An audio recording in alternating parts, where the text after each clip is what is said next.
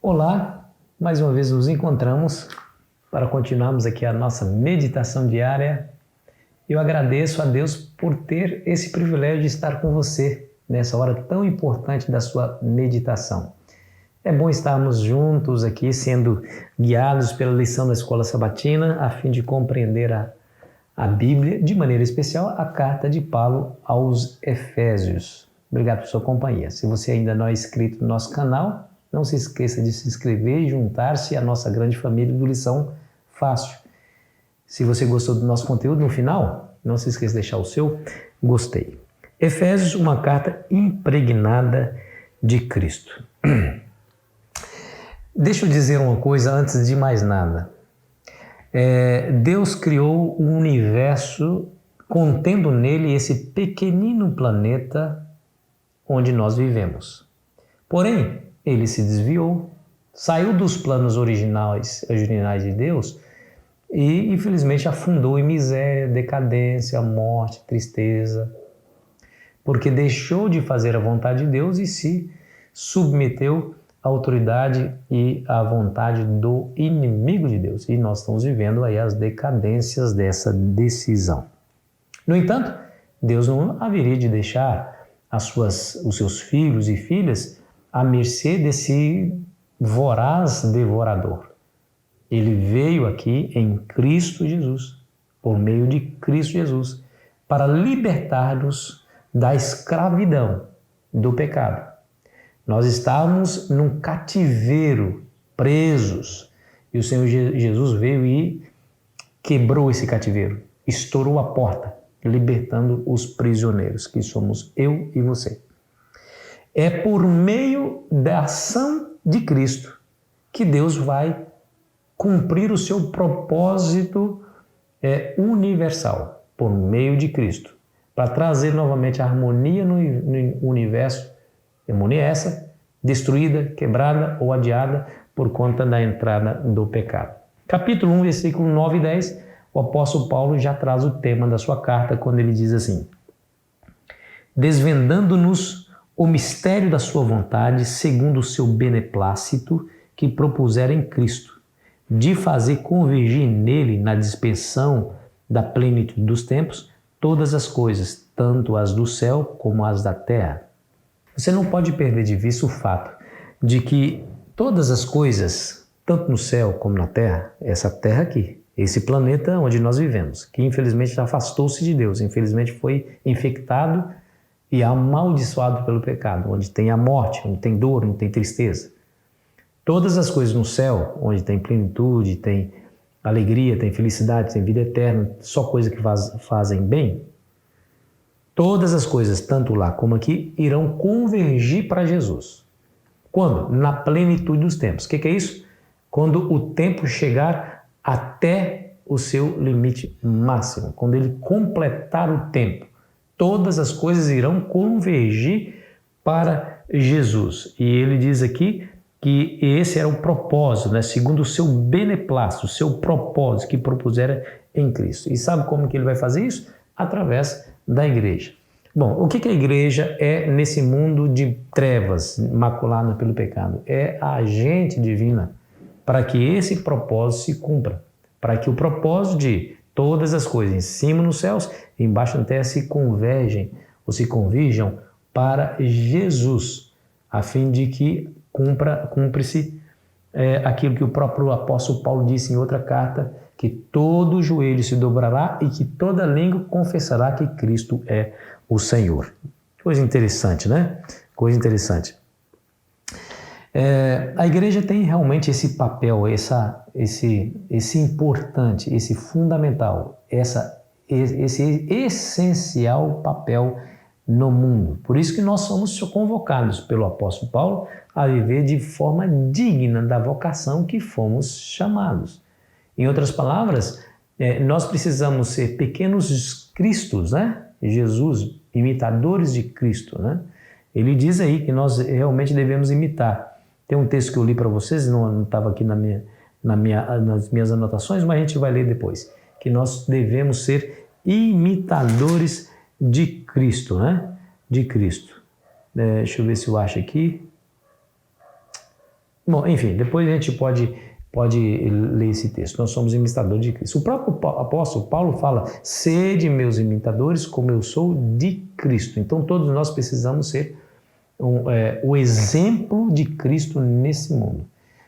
Muito mais no agir do que nas palavras, porque primeiro as pessoas aceitam o que nós somos, para depois aceitar o que nós dizemos. Se a nossa vida é uma contradição daquilo que nós vivemos, as pessoas não crerão na nossa mensagem, não darão crédito, né? Então nós precisamos viver à luz daquilo que foi revelado em Cristo através da sua palavra. Por isso o tema da lição de hoje, uma carta impregnada de Cristo, né? De fato é isso.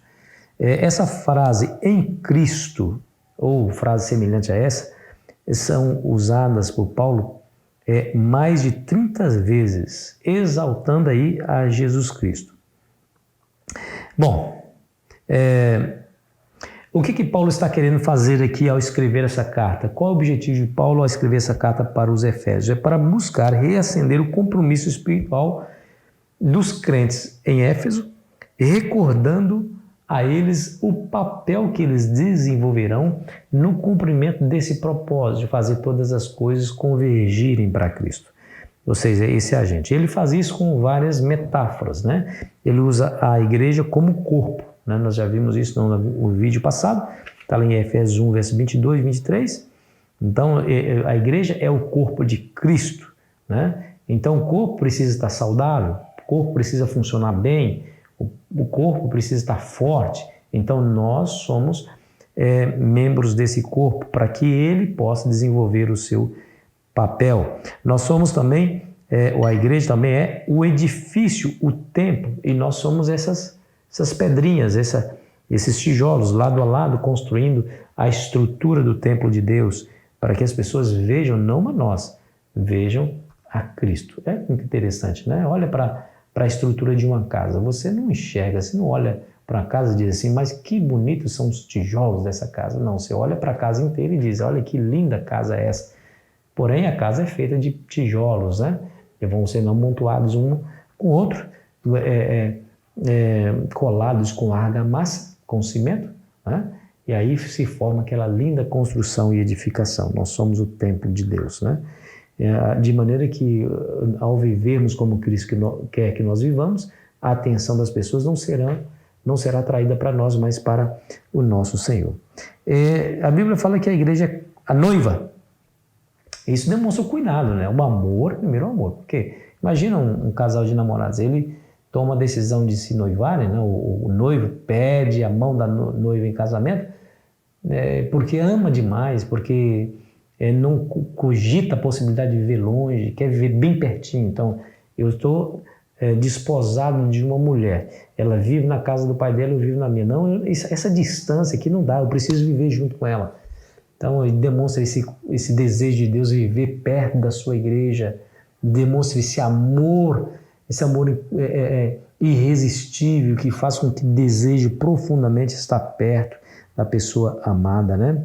E a Bíblia fala sobre a igreja como um exército de Cristo. E, de fato, nós estamos numa batalha espiritual. E essa batalha precisa de soldados.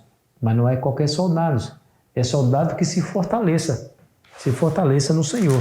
Aqui em Efésios capítulo 6, versículo 10, nos é dito assim: quanto ao mais, sede fortalecidos no Senhor e na força do seu poder. Revestir-vos de toda a armadura de Deus para poderes ficar firmes contra as ciladas do diabo. E aí, é o soldado forte, porque recebeu a força do Senhor, e equipado com a armadura de Deus para que possa estar firmes, né? Porque ele diz que a nossa luta não é contra o carne e contra o sangue, mas contra os principados e potestades nas regiões do mal, né? Potestades do mal nas regiões celestiais, né? Cada uma dessas imagens que nós vamos depois estudar de maneira mais detalhada, a sua maneira demonstra qual é o propósito e a intenção de Deus para a sua igreja, É isso aí, queridos. A nossa igreja, a Igreja Adventista do Sétimo Dia, ela não está no mundo somente para ser mais uma igreja, né? Que compõe aí um grande leque de opções de igrejas oferecidas aí como opção. Não, nós somos uma igreja que temos aí a consciência que fomos chamados por Deus para que esse propósito de que todas as coisas se convergem para Cristo, se convirjam para Cristo, aconteça. Então, nós fomos chamados para Deus para receber nas nossas mãos uma tremenda responsabilidade, pregar o Evangelho, né? Então, a Igreja Adventista do Sétimo Dia de Deus reúne uma comunidade transnacional, multilingüe, multirracial e transcultural, que aponta o caminho para o cumprimento de seu plano de unir todas as coisas em Jesus. E eu fico feliz, de maneira pessoal, fico muito feliz por Deus ter me dado a graça de ser parte desse movimento, de ser membro dessa igreja. Estava lá perdido no mundo, até que alguém foi lá, abriu a Bíblia para mim, me explicou o caminho do Senhor e hoje aqui estou sendo um dos pregadores dessa igreja. Daqui a pouco estarei viajando, atravessando esse mar e vou para o continente africano, mais uma missão de pregação do Evangelho. Então, eu louvo a Deus por fazer parte. E você deveria louvar também, você que é membro dessa igreja. E você que não é, pode vir fazer. Todas as pessoas são convidadas a fazer parte da comunhão da igreja em todo lugar, em todo mundo, viu? Você, a sua família, são bem-vindos à Igreja Adventista do Sétimo Dia. Vamos orar? Querido Pai Celestial, em nome de Cristo, queremos lhe pedir a tua bênção para esse dia, que a tua graça seja conosco. Obrigado pelo grande privilégio de fazer parte da sua igreja, em nome de Jesus. Amém. Aproveite bem o seu dia.